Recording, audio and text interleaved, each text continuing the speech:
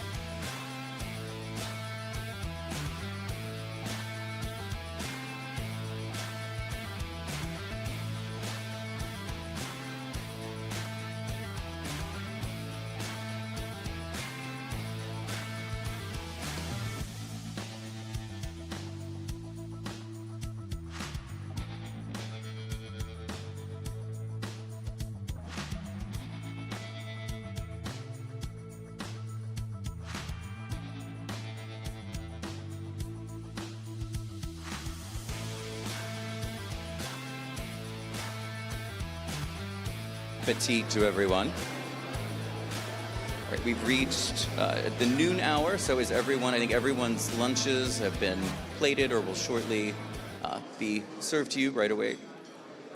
Thank you. Everyone enjoy your lunch. If there's anybody in the room that is still waiting on an entree or for service, the hotel staff here is fantastic. Just give them a quick wave, but it looks like everyone's enjoying. So we're gonna go ahead and begin our keynote speaking session. Now, you know, I know it's cliche to make jokes about the Chicago weather at every single one of these events, but the weather between O'Hare and Midway yesterday was a little hairy. So our keynote speaker, who I'm delighted to introduce, actually got stuck in transit, but was not about to miss our Chicago conference. So joining us live. This is not a recording. I think, Rob, do we have you? Yes, I'm here. Robert, it's nice to see you again. So we are welcome. Are you with us from home in Omaha? Yeah, I opted to not make the remaining travel, so I'm from Omaha, Nebraska this morning. No, I'm with you, and I share that in spirit. I barely made it here myself yesterday, but we're glad to have you in any capacity or platform. So Robert LaMagna-Reiter, the VP of Information Security and Compliance, and a CISO at Hudl. Robert, I had the pleasure of actually meeting last year at our Des Moines event. He was keynoted our session there as well, and we both happen to grow up in Nebraska, so I know we bonded over that. But you know, Robert is a leading and trusted information security and risk management professional. As a CISO for Hudl, Robert leads information security strategies, roadmaps, oversees risk management, strategy, architecture and engineering, regulatory compliance, privacy engineering, and IT governance. So he's a jack of all trades. Leveraging more than 18 years of experience, Robert also helps others deliver value through proper security strategy aligned to zero trust principles. So I'm going to hand it over to Robert here in just a second. Just a note, though, for anybody that has a question, it is vital that you look for Lorenzo, who is right over that side of the room with the mic. Without using the mic, Rob won't be able to hear your question. So if you have a question, please just make sure you've got the mic. But with that, Robert, I'm going to turn it over to you to take us through the Groundhog's Revenge, rethinking your grand strategy. Thank you very much. It's a pleasure to virtually be here with everyone. And I want to give a round of applause and a big thank you to the entire FutureCon team for helping me still make my appearance today. They've redeemed Southwest Airlines failures this morning. So appreciate it. We can go to the next slide. So as mentioned, I've been doing this security thing for about 18 years or so. The only other points I'll add is that in my free time, I volunteer with the Cloud Security Alliance, Team8, and the Cyber Theory Institute to ideate, give back to the community, and try to further the thought process and the novel problem solution that we all need desperately in our field. Because today, a lot of the things that we're seeing come down to doing the same thing over and over again. Next slide. And it's demonstrated by this picture. We typically find ourselves going down a path where frequently we're too busy to take up and ask ourselves if there's a better way of doing things, but it's not entirely our fault. The demands of our roles have led to what I call an insanity conundrum. Next slide. So we have a lot of these old problems and solutions. We get a lot of new logos. We have some misdirected focus, and it doesn't help with the marketing jargon that we hear from solution providers all the time, and then the misunderstood but well-intended, regulations that come down. So what is a security professional to do? We're told to never waste an incident, but we never either have an opportunity to fix the underlying root cause, which is typically rooted in a policy, process, or standard procedure, or event visibility. And we're faced with this notion that we have to fix this thing called the attack surface, but the attack surface can never actually be secured because it's ever always expanding. So it's a bit of a catch-22. And at the same time, we're all told to do it faster and cheaper and cheaper and cheaper. And on the next slide, it kind of rears its head in the terms of the groundhog that continues to reemerge, right? So this morning, it reemerged when I was trying to catch my flight out to Chicago.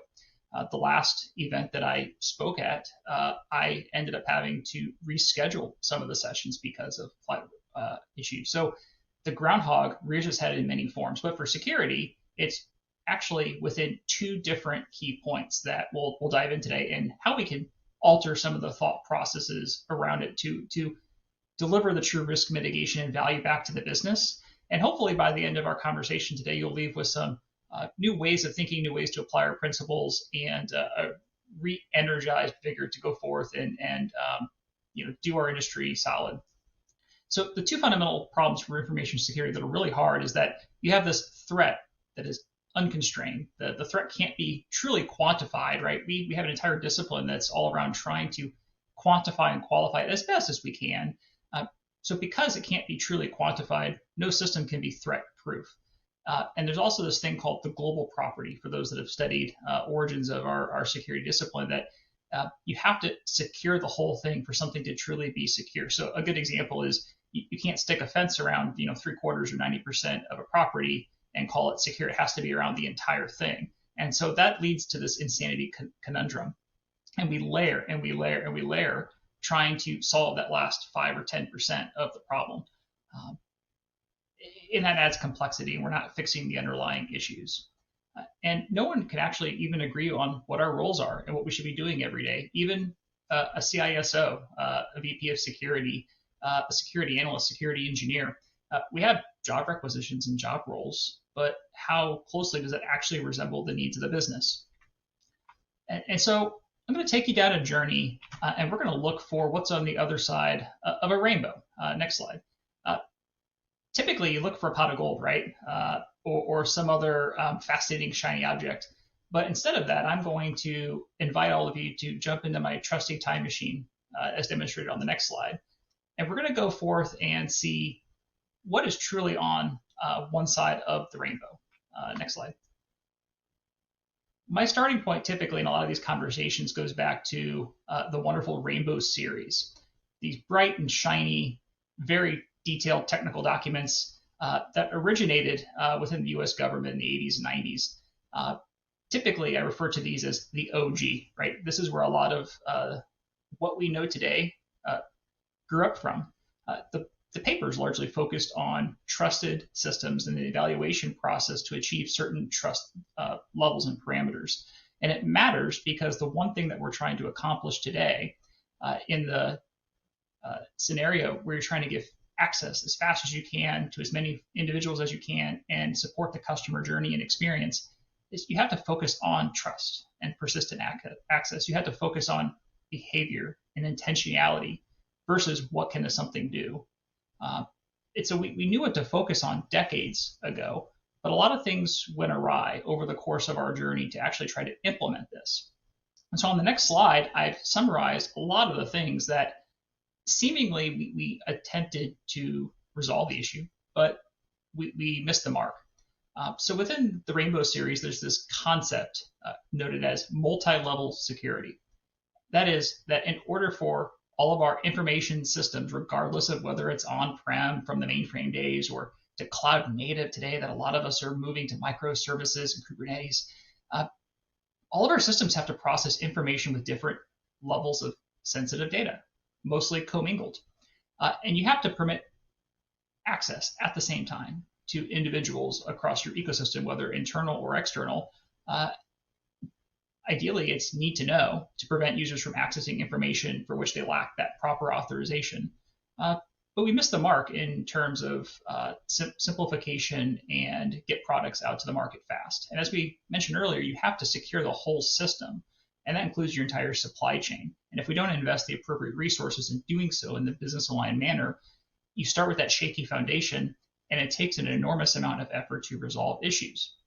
So our semi-modern operating systems did a horrible job at this. Even some of the hyperscale providers have made it a little easier, but the applications that reside on top of some of those systems don't allow us to fully support what a secure system looks like. Yet all of our jobs are tasked, right? We're typically information security or risk management professionals. So how do you make good on your mission? There are some days where on the next slide, this is how we all feel, right? At one point or another. That's fine. We'll fix it. We'll add it to our backlog. We live through another event. We live through another incident.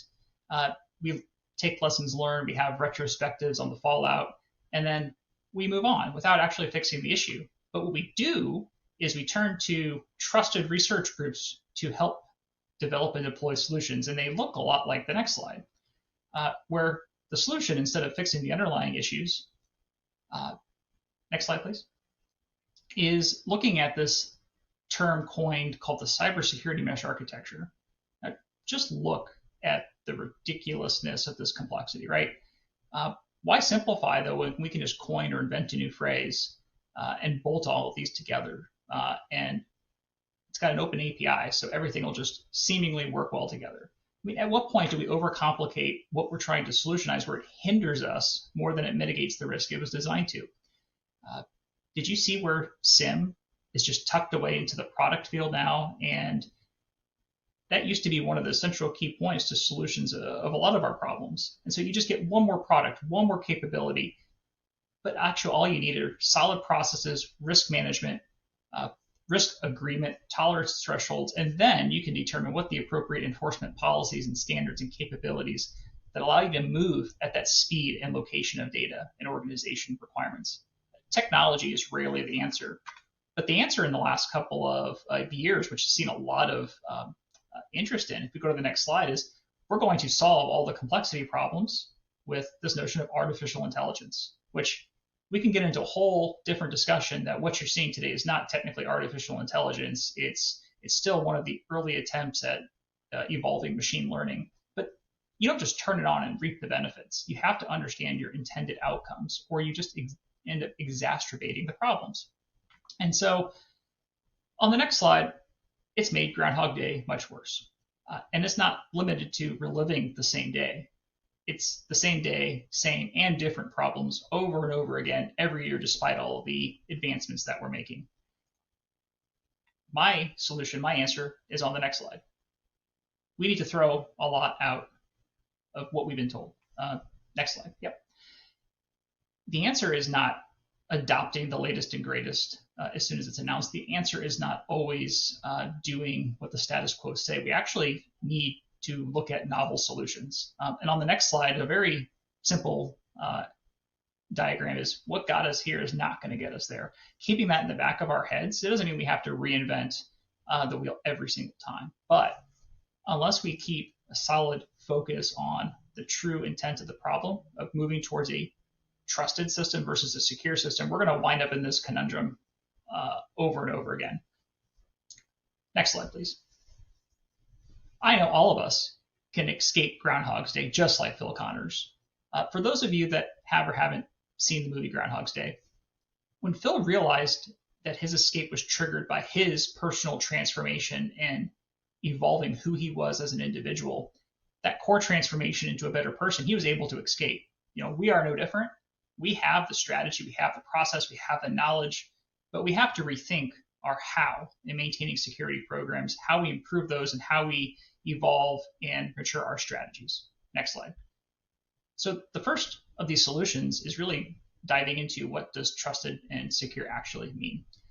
Recalling some of the information we talked about earlier, we need to understand the difference. A trusted system means that it's one you have a high degree of assurance in, that it meets certain design specifications. That's great. Those could be quantified and qualified versus a secure system. Secure by its definition means it cannot be compromised. It has no vulnerability. It is free from those vulnerabilities. I'm not sure if anybody in this room can point to a system that is truly secure, that is free from vulnerabilities. We should be focusing on developing trust to data, trust to applications, trust to assets, trust to services, and trust to our identities. That is going to allow us to rework and retool the whole risk management communication scenario and allow us to align on business at speed values. So on the next slide, we'll talk about why trust is what we should focus on. If we take a step back, in my conversations with John Kindervog, who's coined and turned as the father of zero trust, he once mentioned that trust is this human emotion, right? Think about that. We've injected that into systems for absolutely no reason other than it just makes lives easier, right? It makes getting access to a computing resource easier. And that's what allowed the internet to flourish, right? It was the ease of access, the openness. But at no point did we ever stop and question that. We continue to rely on that implicit trust. And so it's created enormous implications for security programs. We're tasked with taking inefficient processes built on openness and transparency in communications and locking them down. And so you're going against the tidal. So it turns out that trust rooted in digital systems is actually one of the most dangerous vulnerabilities possible, because it's the only vulnerability that's an exploit almost at the same time. You don't need to create malware, hack into systems for trust to be exploited. All you need to do is have access, and all of us have access every day, right? Or just be on the network and you have access to resources. So the only real value we get from trust is it makes it easier for our systems to exploit, which is why on the next slide, we're stuck because we've been trying to solve the problem with technology. The traditional protection mechanisms and shortcomings are not working, and we're fixated on blaming users when we're clicking on phishing emails. We're blaming users and human behavior when we have wrongdoings. And so our immediate answer, again, is to go back to technology. But as Bruce Schneier states, technology is not the answer. There is a better and brighter way. And on the next slide, you see our groundhog is inching towards the other end of the rainbow. We started with the rainbow series of looking at why we should be focused on trust, why technology is not always, and if rarely, the solution. And we're going to talk a little bit about how we retool our thought processes in security to elevate how we understand and incorporate decision making. Next slide. One of the tools and techniques that I have found that has been immensely successful at a variety of industry verticals and roles and teams that I've been part of is focusing on how we're performing mental accounting. We have to re-examine how we make decisions. And there are numerous benefits to re-examining why we make decisions. Most of us has so many things going on. The day-to-day can sometimes be monotonous. We're used to pulling the trigger in a certain way, in a certain order of operations. But more often than times, decisions then get made one decision at a time. You take one fire to the next task, to the next task, to the next meeting, without taking into account what our overall goals are. And then all of a sudden, at the end of every quarter, at the end of every half year or year, we're expected to reflect on the last 6 to 12 months and be able to articulate what were your successes, what were your issues, as we're trying to report on a quarterly basis without understanding what we're actually striving towards. If you were to flip how we make decisions from task to task to task, or hour to hour, day by day, and you look at how we make decisions in sets or groups versus singletons or each single decision, we unlock a perspective change. So in a world where we're security and risk professionals, we're bringing chaos to some semblance of order. We need to make sure that the decisions we make and stitch together are complementing each other and not just putting out one fire at a time, that are aligned to our overall grand strategy. And so within mental accounting, what behavioral economists describe, it's our tendency to bucket resources like money, time into separate buckets. It's like we're taking one big bucket of cash during a budget cycle and trying to divvy it up, or you're trying to move your time into different buckets. But believe it or not, like money and time as tangible examples, those are technically fungible, like as well as capacity and cycles and sprints. But we try to separate them without overlap, but it's not uniquely mutually exclusive. And that's the way that affects how we make strategic decisions in security.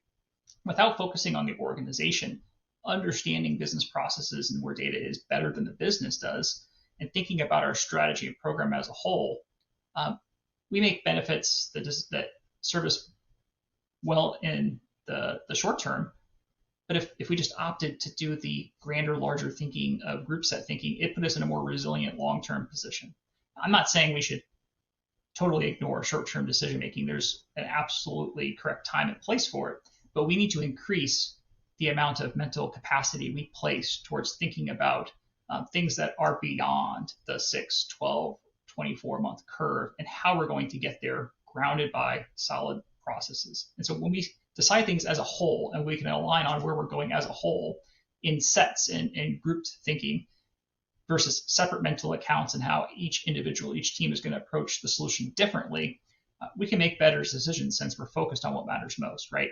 It's kind of like drilling a tunnel through a mountain. If you don't agree on the path you're going to take forward, you still might accomplish your goals, but it's going to take a lot longer. It's going to be wasted time, energy, and resources. It's better to align how you're going to do it up front. And if on the next slide, we're going to expand this into wider choice brackets. So we talked a little bit about mental accounting and how we put time and energy and other fungible resources into separate buckets. If you look at it through the notion of choice bracketing, this talks about grouping individual choices into that group of sets that we talked about. And so if we take into account also the impact that each choice has on all of the others in a particular set, you can then begin to push harder on the whole strategy notion that's becoming more and more important in our field. So again, the idea that when we make decisions, you have the option to think locally about a choice. So is it going to impact just my day-to-day? Is it going to impact my team? But what's really the impact for the customers, the business, or whatever your strategic goals for your organization are in mind? When you take into account those relevant and integrated outcomes, you might make different decisions. You could think of choice bracketing similarly to a bias. There are cases where you may want to make changes locally or globally, but in general, across most decisions, bracketing broadly, taking into account more parameters and then trying to agree on a path forward, leads to a better decision making over and over. And we'll get to a couple of those examples so you can see what I'm talking about here on the next slide. Since artificial intelligence is one of the hottest things right now, let's pick on artificial intelligence. Let's say you make a decision one day to acquire gobs and gobs and gobs of an individual stock or a couple of stocks, right? I'd imagine most in this room are familiar with the whole notion of the U.S. stock market, the trading system.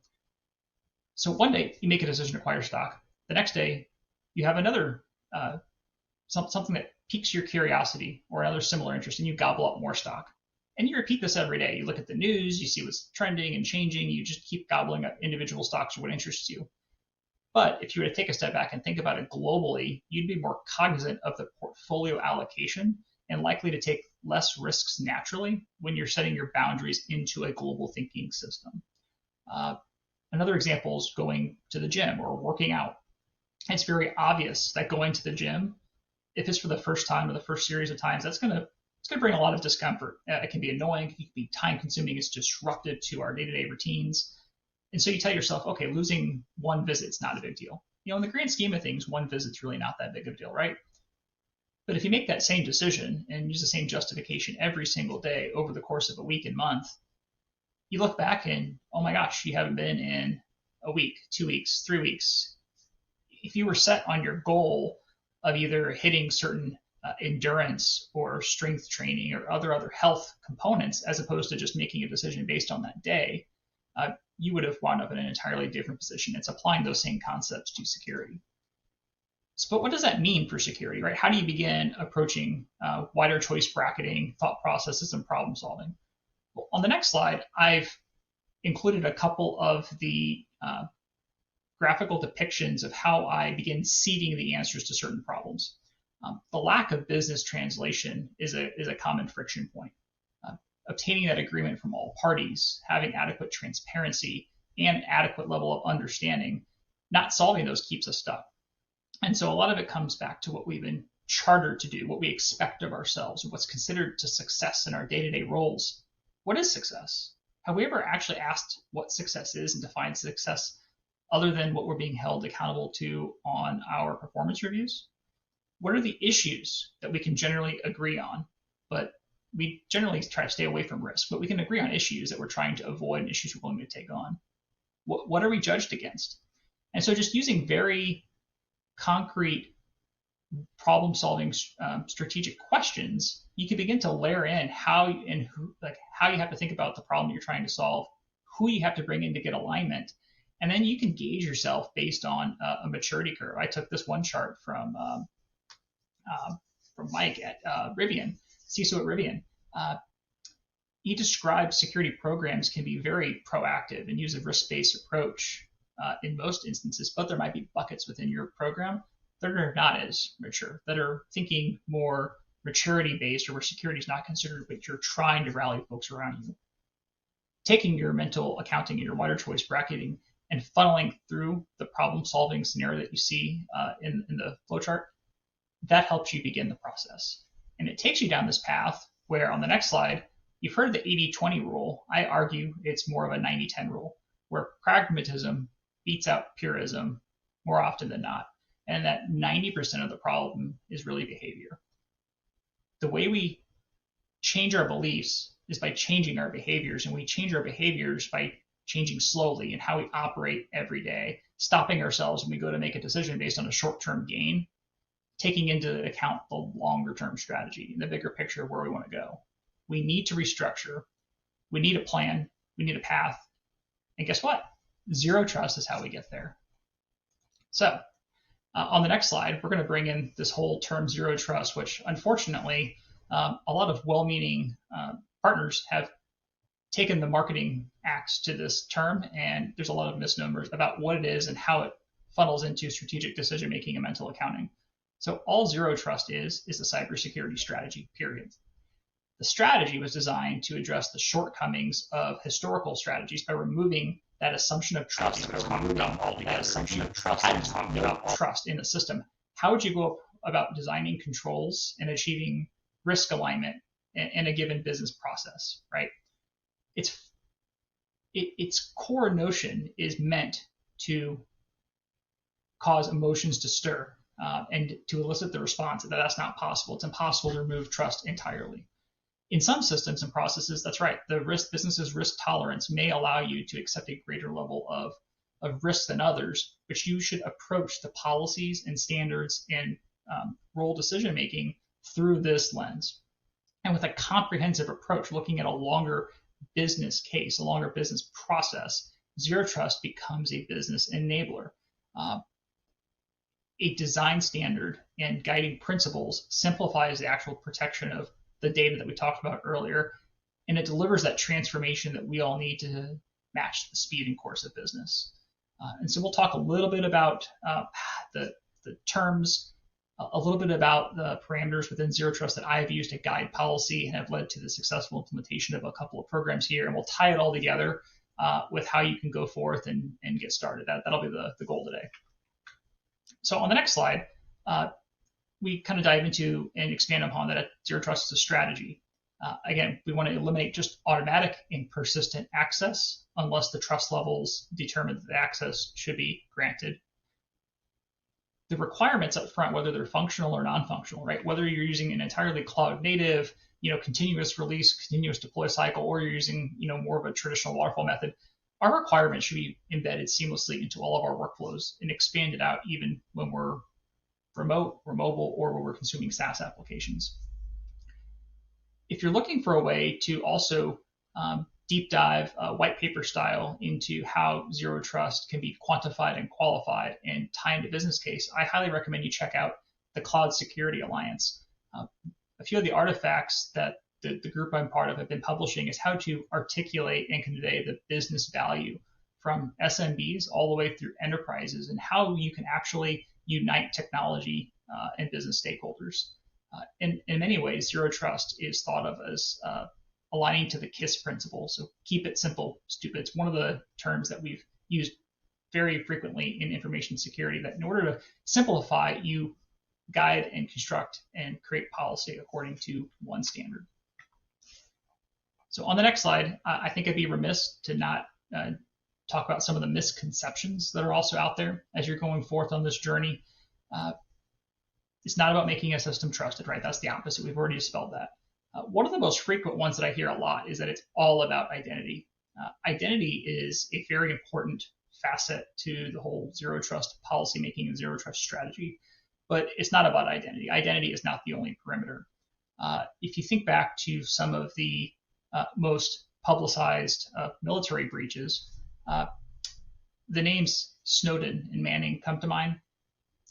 Those individuals had all of the proper identity, but certain aspects along the access stream were not constructed according to the zero trust methodology, right? Whether it was not knowing what they should have had access to, or monitoring, logging, alerting, there was failures along the way. So we've learned a lot from those, which is fantastic. But the problem with you when you hear it's all about identity, if you only focus on identity, you're going to have some blind spots. It's not a product. There are no zero trust products. If a product says that they are a zero trust vendor, you better make clear that their mission is to support your enablement of a strategy. No product can deliver zero trust, period. And it's not complicated. We get bogged down into trying to solve the grand plan. We know where we want to go using wider choice bracketing to adopt a zero trust strategy and what the goals we're trying to obtain are.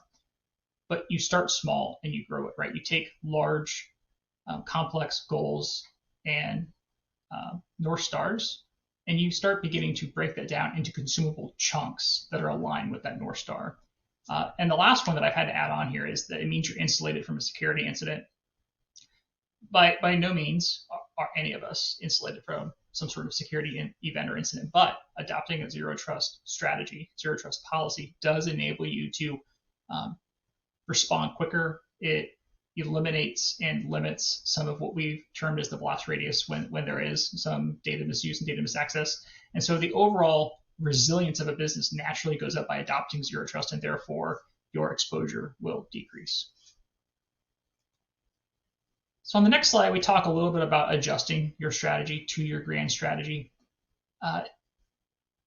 Limiting data misuse and security breaches. Find that North Star that fits within your security program, that fits within your culture. Each security team has their own unique subculture within the organizational's culture. And we're going to follow the design concepts, incorporate the organization's risk management program, the risk tolerance, the risk thresholds. If you don't have a formal risk management program, this is our opportunity to take a leap of faith and attempt to design what might be the parameters in which we're going to design controls to a certain degree. We're going to start talking about this thing called the protect surface, because that's how we're going to be switching our mental accounting. Instead of this whole notion of an attack surface that can't be quantified, we can quantify what a protect surface is and then begin to make strides on our mission to reining that in. So on the next slide, this whole notion of a protect surface is made up of 4 key attributes: data, applications, assets, and services.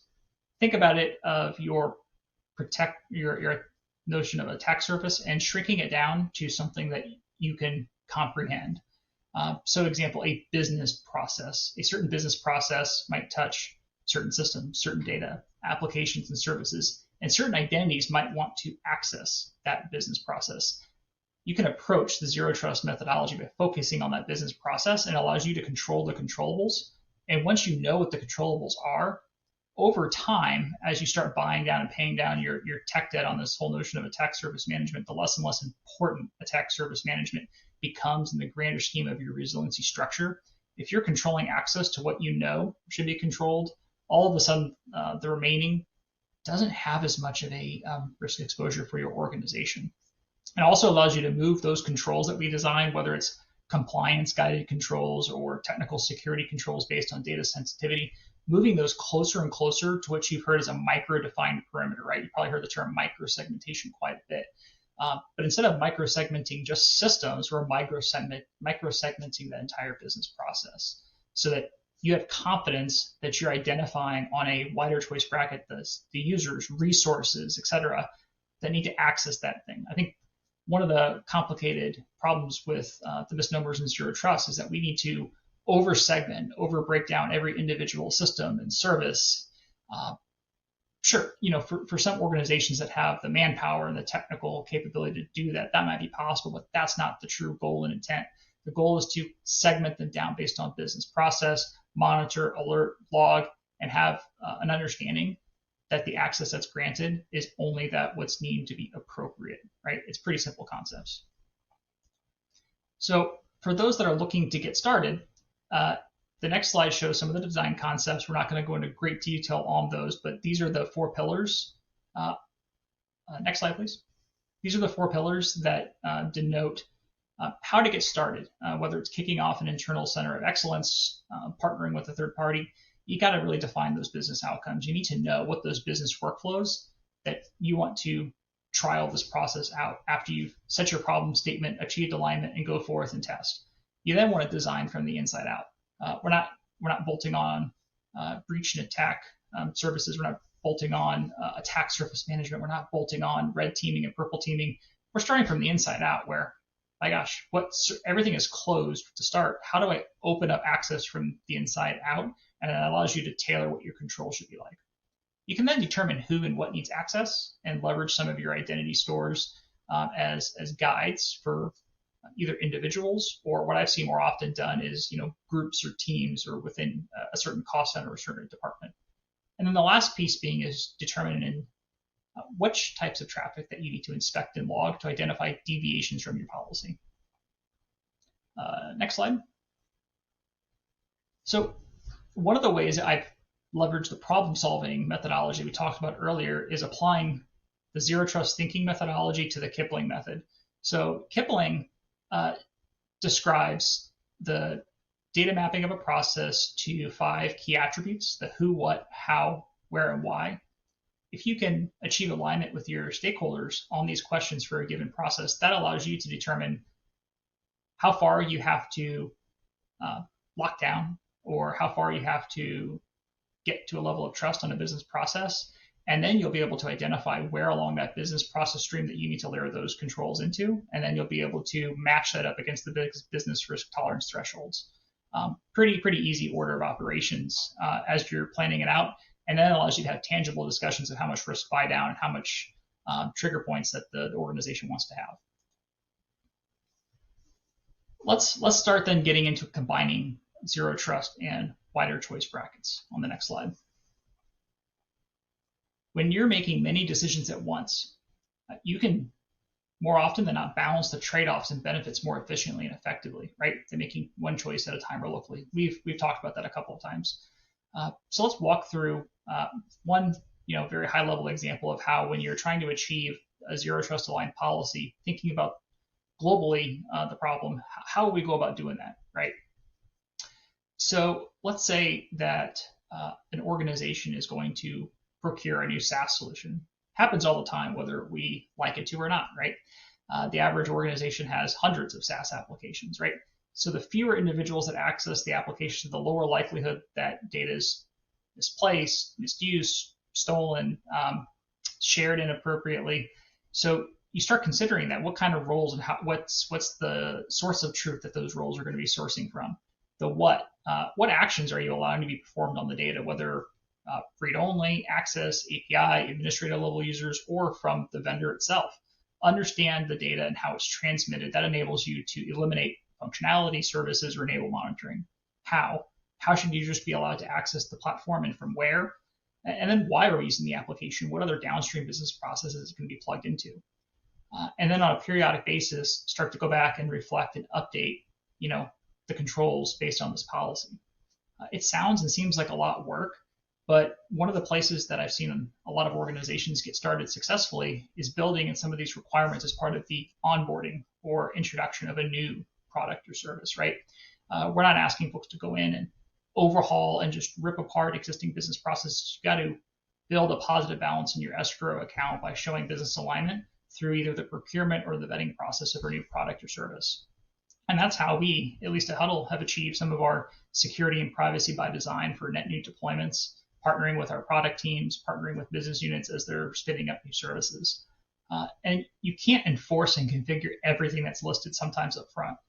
There may be oftentimes where you pick a place you want to start, but you get into a iterative, updated lifecycle, and that's how you improve on your maturity curve, right? You're not expected to be perfect out of the gate. You just need to define what's a good enough starting point for your business. Moving into how then you communicate about this. So on the next slide, I threw out some bullet points on what I have found to be successfully, what successfully resonates with your business stakeholders. Shortly identifying the background on what opportunity we're trying to solve, being very crystal clear on the benefits that not only you and the security team benefit from, but the business themselves, right? List the considerations that may or may not be impacted, list some alternatives, rephrase it to a recommendation, offer a timeline, and then layer in and sprinkle in storytelling if it makes sense. On the next slide, that laying that out differently also helps improve the user experience. You help showcase the access to data, leveling up compliance. If your organization is focused on selling products or services, you can speak to a lot of times sales velocity, closed rates, doing business with different partners or vendors.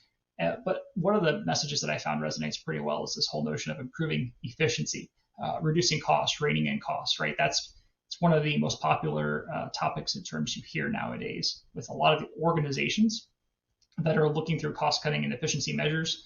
You might hear on the back end that artificial intelligence is behind a lot of it, but more often than not, without adopting an artificial intelligence or a large language model solution, you can improve operational expenditures and EBITDA by improving how processes behind the scenes get done. So on the next slide, I've taken some examples from an example risk register that I have anonymized on certain event names. We've thrown out some example probabilities, confidence level ranges, and what an expected loss would be, just given how the current business sits in an existing state. And then to showcase changes on a zero trust methodology of how we would improve said process. On the next slide, we focused in on a specific scope, a specific subset under privileged access, looked at the plausibility, looked at the risk, but then through a business problem solving exercise, we were able to showcase that we're able to deliver back, anywhere from $15,000 to $60,000 in risk buy down to the business just by changing how the controls were structured, changing how we're doing things. And that's just on one sub process for privileged access. And most of us have numerous processes for privileged access.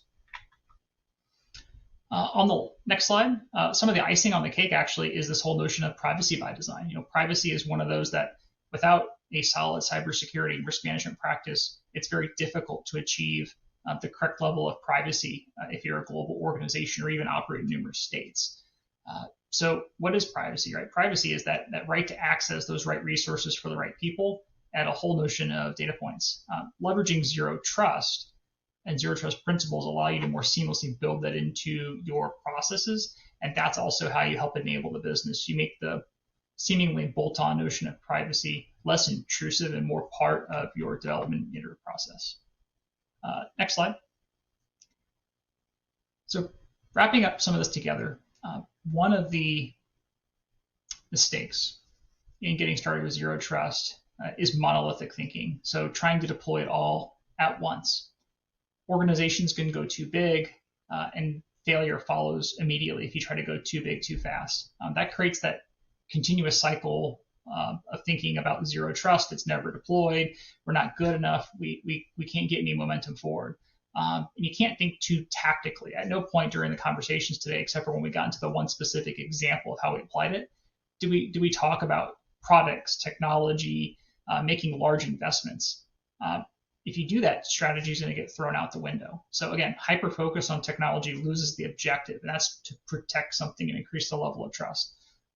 As long as you can leverage what you're trying to deliver and measure the positive impacts that reigning in trust has, you can gauge and articulate that through maturity levels. So again, this is one of the maturity models that we leveraged. There are several others out there for Zero Trust that help you identify both in steps in terms of initial maturity of where you want each business process to fall in. So as we're nearing conclusion on the next slide, a lot of folks have asked me, can it be done? Absolutely, yes. I've been part of a program where we've transformed and realigned against Zero Trust principles, and at my existing organization, we've got to build a lot of that from the ground up. High velocity, scalable, and resilient organizations build security and privacy solutions by design into their processes. But it's without those security and privacy minimums, we'll face obstacles to milestones, maintaining revenue growth, compliance with regulatory or customer demands. The role of our teams here is to act as business enablers, supporting product teams, supporting IT, supporting engineering, supporting the business by sharing best practices, frameworks, being that trusted voice, that trusted guide. We publish policies, we publish standards, we help those interpret how to apply those and suggest specific fixes with high recommendations. Our job is to not force ourselves into the conversation unless it triggers certain risk thresholds that are just unacceptable for the business to operate. This is about how you show up, how you communicate ideas, how you think about the problems, and how you build alignment and support across the aisle. That's how we're truly going to make a difference, and that's how you scale your security programs. On the next slide, we'll end with, remember, slow and steady wins the race, always. Zero Trust is not about finding products and capabilities in an attempt to showcase, oh, we installed and bolted on this, and there's some pretty new dashboards that we can point to. It really goes back to changing your grand strategy to align what matters most for you and your team and your organization and your stakeholders that need to be in your corner when you're making recommendations. And adjusting course requires excessive and extensive listening, knowing the business better than they know themselves, how they operate, and relentlessly pursuing the activities that cause us to win over and over again. Switching that focus from security to trust seems at odds of what we've been tasked to do, what we've been trained to do. It's so much more ambiguous than just going forth and configuring a product or a solution. But think about how difficult it can be for non-security folks to comprehend what we're talking about today. That's who we need to partner with. Always assume positive intent, lead with empathy, because even if you put together a phenomenal pivot to a zero trust screen strategy, people don't know what they don't know. You need to educate and partner and show why changing tactics enables them to achieve their goals, not just ours. And so we're not advocating that processes should be thrown out the door. Quite the opposite. It's refining those processes and changing processes. And that is what is so difficult about what we're tasked with doing, because as we're changing processes, the threats are changing every day, right? And so you need to understand what the measures of success are and how we're going to iteratively improve those. Delivering that nimbleness and that agility into an organization takes time, patience, and slowing down to go faster. Remain intentional and seek advice. I appreciate you taking the time out of your day and over lunch today to listen to my thoughts, perspectives, what's worked, what hasn't, and hopefully you can walk away with some ideas, tips, tricks on how to level up your strategies. And if there are any questions, I'm happy to take them.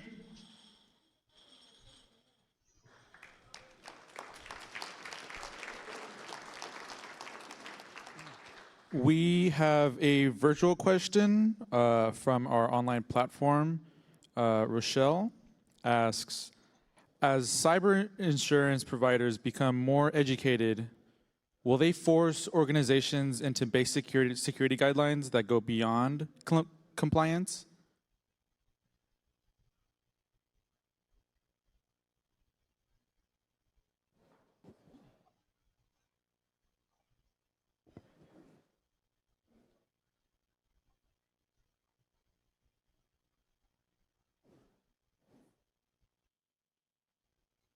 No, can't hear anything. Test. Can you hear me, Rob? I can now, yes. Okay.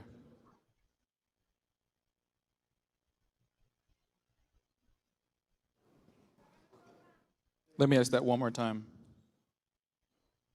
The question from Rochelle is, as cyber insurance providers become more educated, will they force organizations into basic security guidelines that go beyond compliance?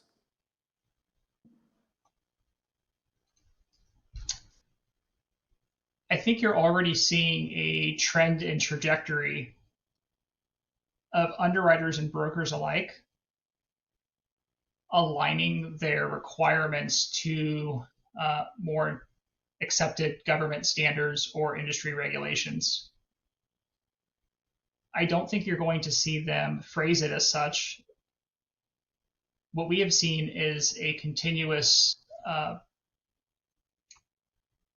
articulation that they want you to answer questions in the form of a compliance check the box, but behind the scenes, they're aligning themselves to more like NIST CSF. For some organizations, NIST 853. They'll also take control structures based on ISO. But those were the rooted frameworks that your questions are coming from. But they're also looking at the commonalities for most of the breaches, right? So the line has been drawn at MFA. The line has been drawn at MFA across all access, whether it's administrative or traditional user, remote, VPN, VDI, you name it. The lines have also been drawn for certain policy sizes on how you're getting visibility and able to respond on certain endpoints, whether they are on-prem, in the cloud, regardless of operating system. They just want to see key resilience measures that can help limit how much they might be exposed to. But they're moving in the direction followed a little bit behind how the government is pushing some requirements down to contractors and as requirements for funding to public institutions, states, governments. The insurance industry is following that pretty closely, which is why they're mostly aligned to some of the NIST standards, and that's what helps a lot in conversations that at least I've had with brokers or underwriters.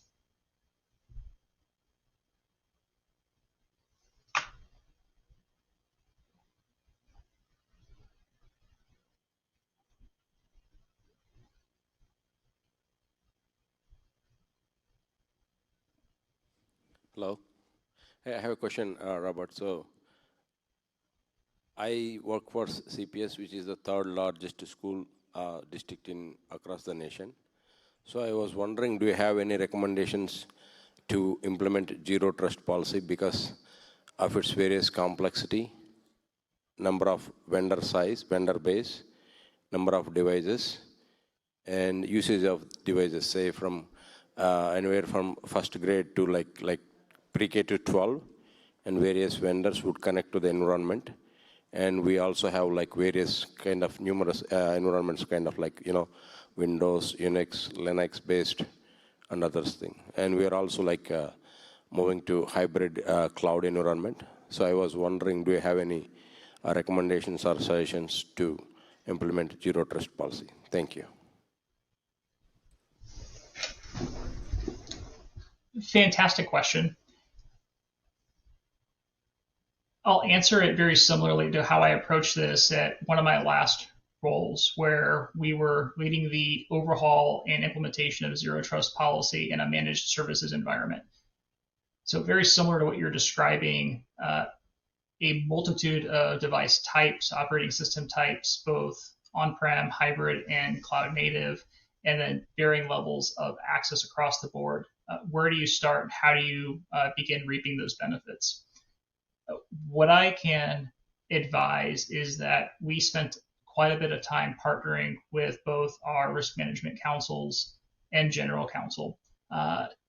So a group of individuals that were tasked with understanding and articulating and aligning how much risk or how much exposure the organization wanted to absorb and how much was over that threshold. We then began working with general counsel to understand and align what the risk register said, where the biggest risks are, and were there new upcoming initiatives or overhauls that would impact either positively or negatively on some of those biggest risk items. So as I mentioned today in our discussion, when you're starting with zero trust, you very rarely want to go in and try to overhaul an existing process and open up the tech debt there. You want to define what your parameters of success look like up front. So your risk thresholds, how much inspection on how the data itself when you're starting internally, what's the sensitivity level of it, and then you start layering on the types of controls that you desire in your zero trust policy on top of that, right? So following that Kipling method, answering the questions of the who, what, when, where, and why, just writing it down in non-technical speak and begin exploring the difference in risk impact that would have. And we would take that to the new project initiative or the enhancement or the overhaul, whatever we're working on, and apply that through that thought process and determine how that would come to fruition. We would also attempt to align if any similar initiatives have been undertaken in the organization, because we want to understand that broader impact to see if there's more wins or if there's synergies with the project that we have going on, and begin to iteratively make those improvements and enhancements along the way. So when I was at FNTS, that managed service provider that I spoke of, we were going through hardware refresh and digital transformation initiatives. I think a lot of folks in this room either have, or are going to go through some of those initiatives. And we took small scoped changes from those enhancements and selected certain business processes. So it could be remote or secure access into a particular customer or operating system environment, remote user access into certain databases, or remote access into certain systems. And we would just focus on what that business process looked like and design our zero trust controls from the inside out. That would allow us to trial it without having potentially negative business impact if we went too far up front, but it also allowed us to test the limits of what types of automation, because we also wanted to drive efficiency. So when you start talking about policy automation and the capabilities within your existing technology stack, you want to try to remove some of the manual effort up front. So it's a lot of trial and error up front with your first, but we started with a net new or an enhancement to an existing process, and we converted that into functional and non-functional requirements that we partnered with the project management team, a product team if they're involved, or the business owner as they're going through. And in parallel, we had to make sure that we had alignment with all of the relevant stakeholders that we needed on our side. I hope that answers your question, but I'm happy to take that offline and go into some more in-depth examples and discuss that a little bit more in depth if you'd like offline.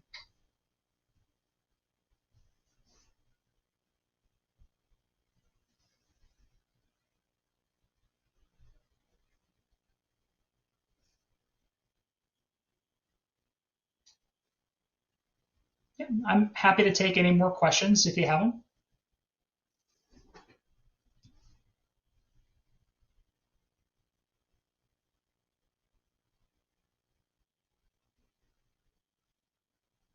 Okay, well, again, thank you very much for listening to me today talk about. Yeah.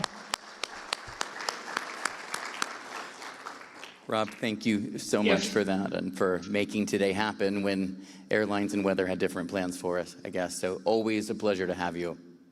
Another big round of applause for Rob. Thank you again.